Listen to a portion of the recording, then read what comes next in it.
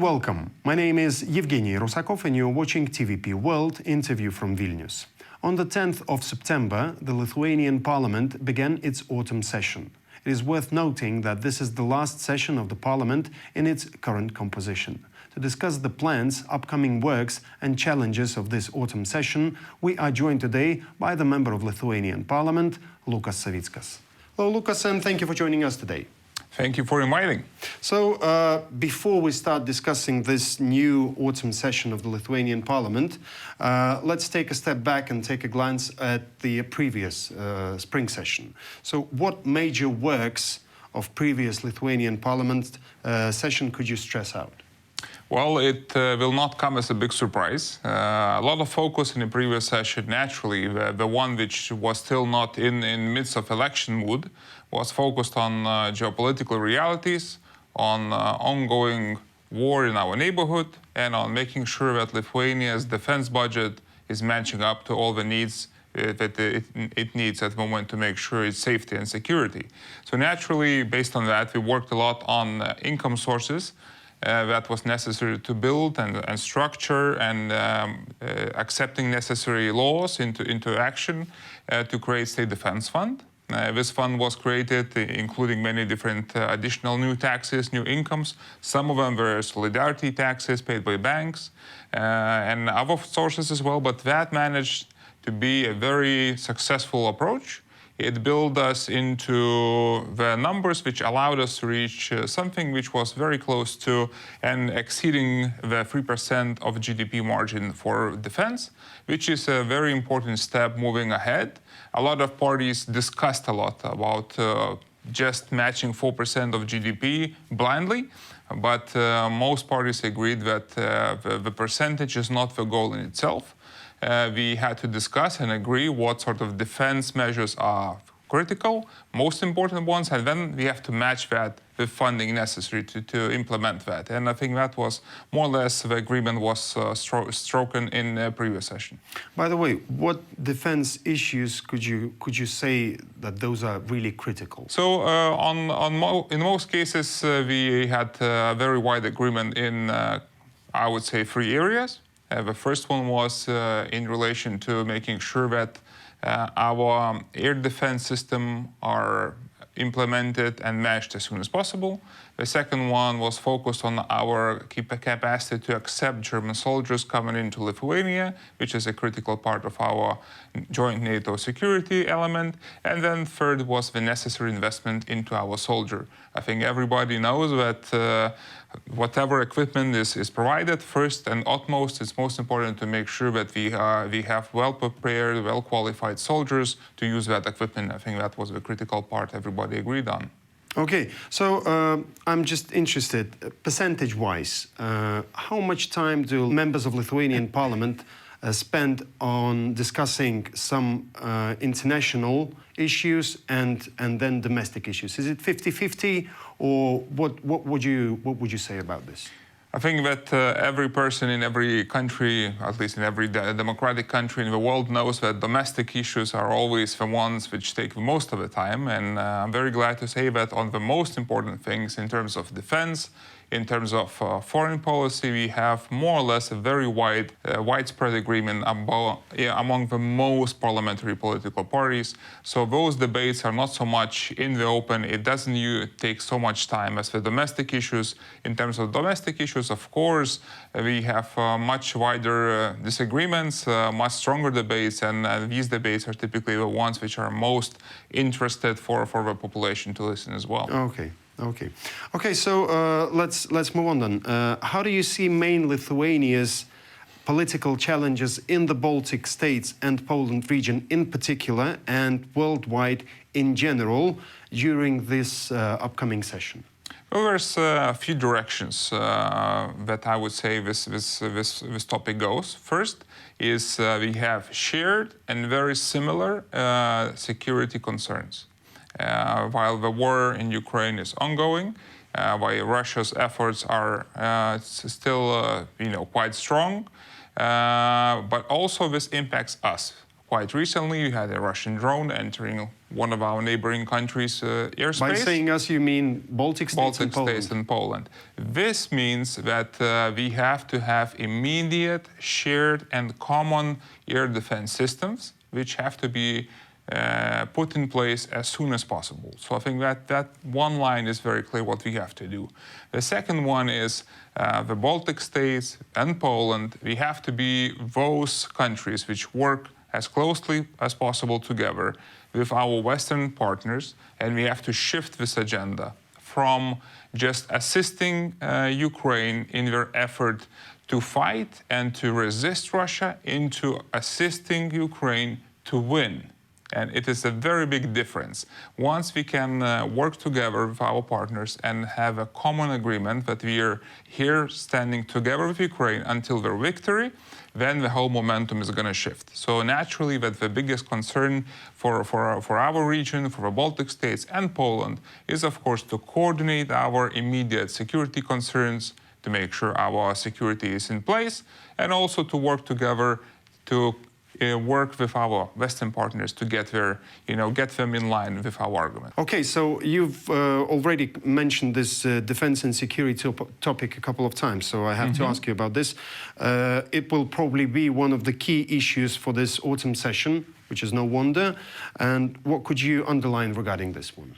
Well, a couple of points will be of critical importance. First, it will be a very short session. It's going to be just a couple of meetings and then election time. And second one, a lot of politicians will be running around the country, having their last chances to communicate to their citizens. So it will be very much focused on the few critical important points. And I think I already mentioned a little bit that deployment of German Bundestag brigade will be a critical issue, which is most likely to be addressed in this time. We're going to have to work on ratification of a defense agreement between the governments of Lithuania and Germany, and specify all the details, military forces, taxes, education, medical services, all those things.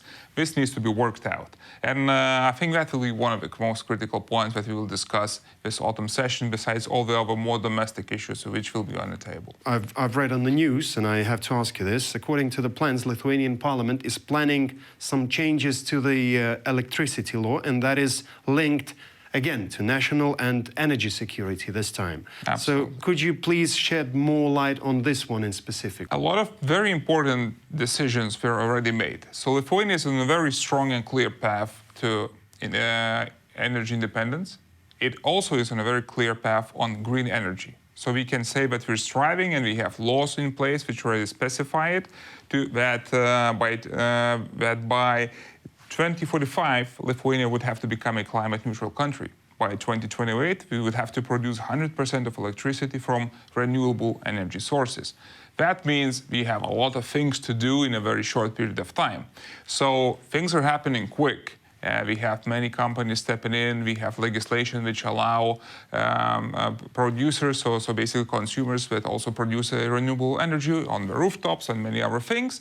So this energy market is changing very quickly. It's decentralized. A lot of new players are coming in. But at the same time, we know our geopolitical territory that we live here, and we need to consider clear legislative changes. That we have to make sure that if we have any company which might be posing a threat to national or energy security, that company would not be allowed to be a player in this territory. We are talking about companies from third countries. Absolutely. And since 2016, I think Lithuania is leading this trend in the European Union.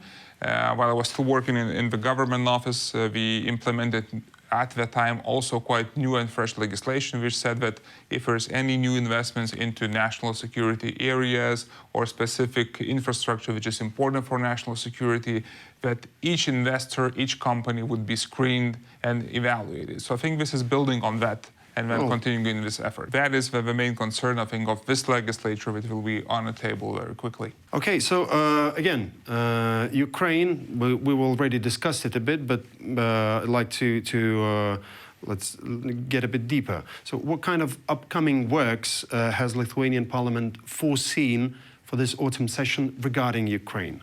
Well, for Lithuania, as we talked, Parliament has already expressed all the possible things to express in terms of solidarity with Ukraine and in terms of condemning all the action which is taken by Russia. So for us now the main focus is to maintain it at the same level. I think there's no big debate in terms of all the political parties which are in Parliament, and we're going to try to be a proactive Parliament with our international contacts in all the other states and countries, assisting governments in different now Western Alliance countries to make sure that we have a strong and similar understanding.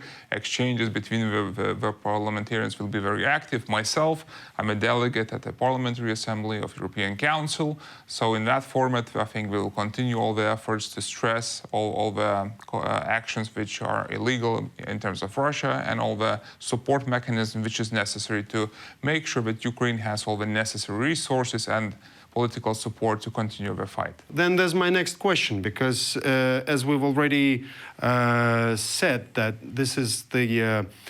this session is the last one for this Lithuanian Parliament in its current composition. So Lithuania will hold parliamentary elections in October. And do you think Lithuania's new parliament attitude towards Russia, Belarus, war in Ukraine, China, and etc. could drastically change?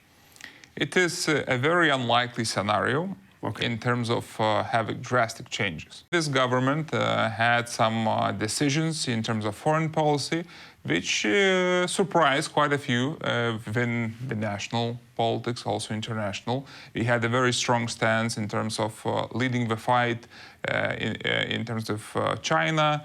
We had very strong support in opening Taiwanese representation office.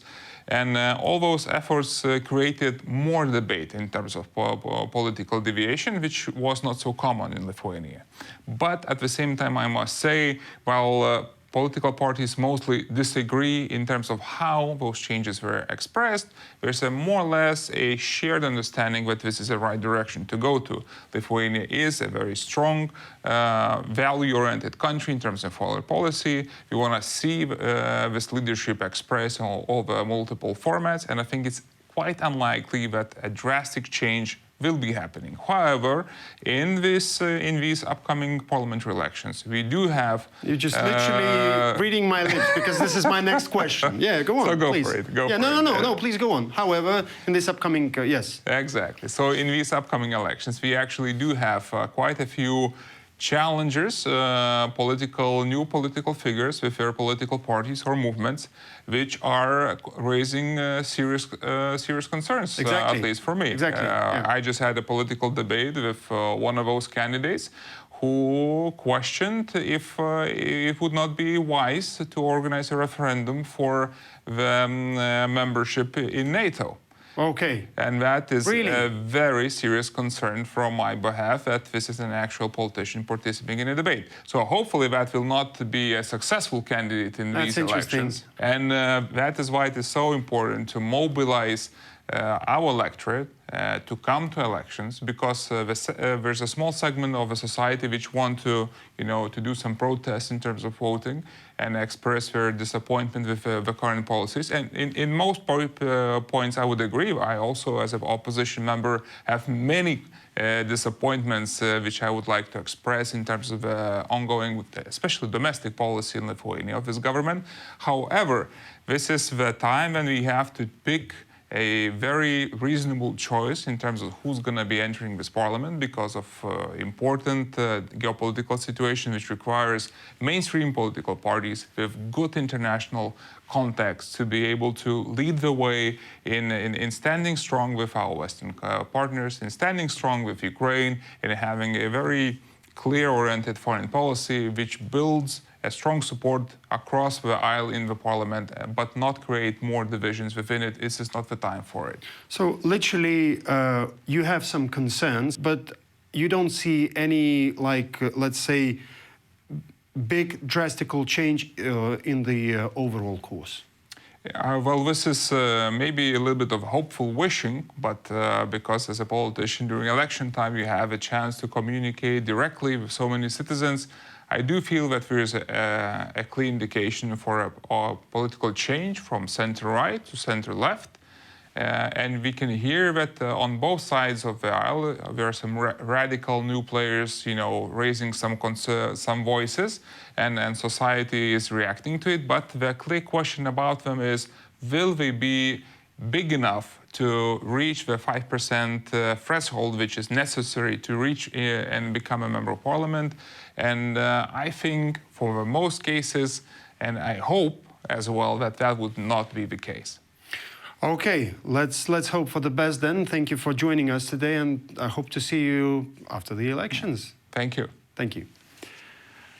And I would like to remind our viewers that our guest for today was a member of Lithuanian Parliament, Lukas Savickas. You're watching TVP World. Stay with us.